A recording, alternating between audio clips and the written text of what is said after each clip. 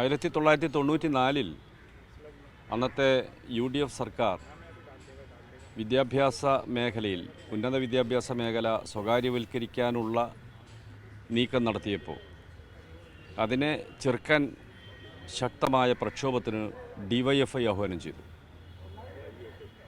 ആ പ്രക്ഷോഭത്തിൻ്റെ ഭാഗമായി കൂത്തുപറമ്പിൽ പോലീസ് നടത്തിയ നിഷ്ഠൂരമായ ആക്രമണത്തിനിടയിലാണ് വെടിവെപ്പുണ്ടായത്. 4 സഖാക്കൾ രക്തസാക്ഷികളായി. പുഷ്പൻ വെടിയേറ്റ് മൃതപ്രായനായി. ധീരനായ പുഷ്പൻ മാരകമായ വെടിയേറ്റ് പരിക്ക് പറ്റിയിട്ടു ജീവിതത്തോട് മല്ലടിച്ച് തൻ്റെ ആത്മവീര്യം, സമര പോരാട്ടത്തിലെ ആവേശം മറ്റുള്ളവർക്ക് പകർന്നു കൊടുത്തുകൊണ്ട് ഇത്രയും കാലം ജീവിച്ചു. ആ സഖാവിൻ്റെ ആരോഗ്യം സംരക്ഷിക്കാനും ജീവൻ രക്ഷിക്കാനും ലഭ്യമാകാവുന്ന എല്ലാ ചികിത്സയും നടത്തിയിരുന്നു.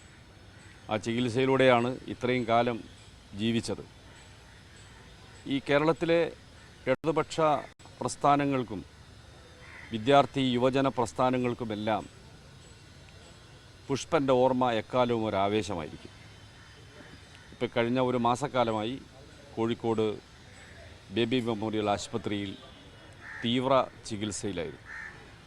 പക്ഷേ ഒരു ചികിത്സക്കും രക്ഷിക്കാനാവാത്ത വിധത്തിൽ അദ്ദേഹത്തിൻ്റെ ശരീരം അന്നത്തെ വെടിവെപ്പിൻ്റെ പരിക്കിൻ്റെ ഫലമായി നിലനിർത്താൻ കഴിയാത്ത അവസ്ഥയിലായിരുന്നു. അങ്ങനെയാണ് അന്ത്യശ്വാസം വലിച്ചത്.